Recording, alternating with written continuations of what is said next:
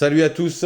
Alors avant de vous parler pour le quintet de ce lundi 21 juillet à Compiègne, le prix du château de Pierrefonds, je reviens hier pour les courses d'Anguin sur le www.turf-6 heures.com. Je vous donne le tiercé en 6 chevaux et je vous donne le 4 sur 5 aussi en 6 chevaux. Après, dans les 2 pics 5, j'ai les 3 premiers dans un. Et dans un, j'en ai 4, mais j'ai pas l'autre. Et après, j'avais donné Iguane de Caponnet qui s'impose dans le quintet.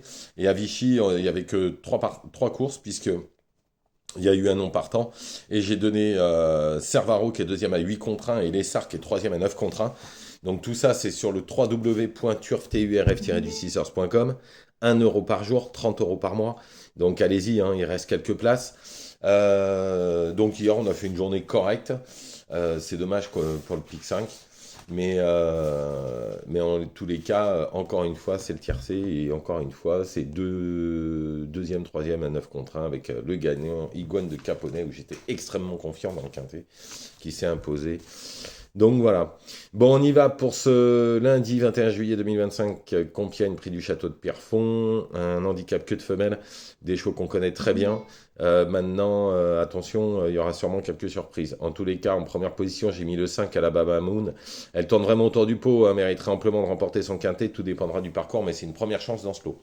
Ensuite, le 1, Alva, on commence à bien la connaître, hein. On peut pas lui reprocher quoi, on peut pas lui reprocher grand-chose.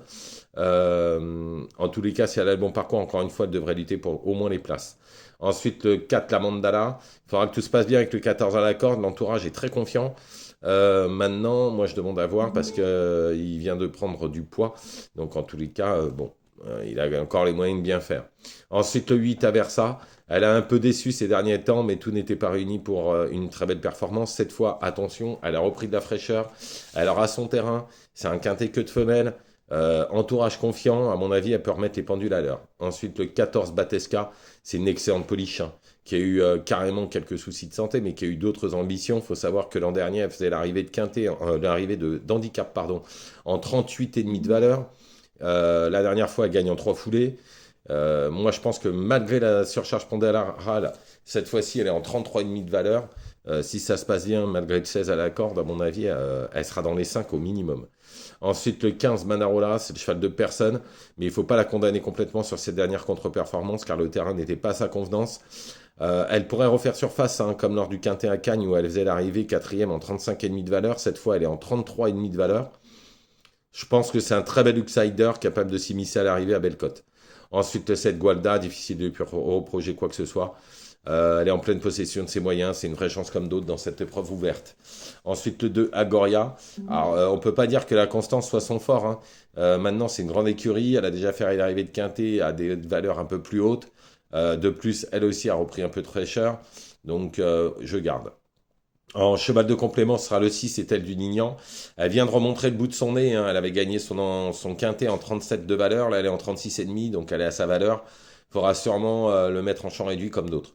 Donc je récapitule, le 5, Alabama Moon, le 1, Alva, le 4, la Mandala, le 8, Aversa, le 14, Bateska, le 15, Manarola, le 7, Gualda et le 2, Agoria. En cheval de complément, le 6 est elle du Nignan. Voilà, je vous remercie, je vous souhaite une excellente journée, ne faites pas n'importe quoi comme je dis tout le temps. Allez sur le www.turf-6heures.com.